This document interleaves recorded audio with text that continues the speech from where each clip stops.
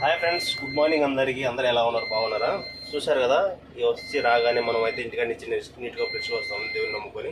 ఇంటికి రాగానే పనులు కూడా మనం నీట్గా పెట్టుకోవాలి.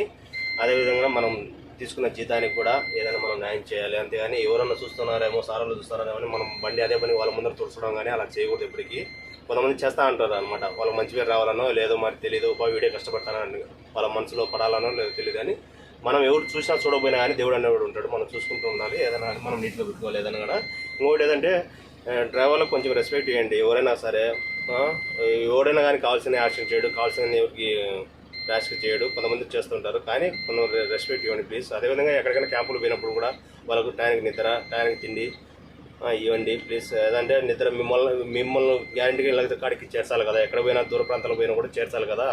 అందుకు చెప్తున్నా, వాళ్ళకు తగిన సమయాన్ని ఇవ్వండి ప్లీజ్. సబ్స్క్రైబ్ చేయండి మై ఛానల్. చూశారు కదా, ఇది అంబులెన్స్ చూశారు కదా.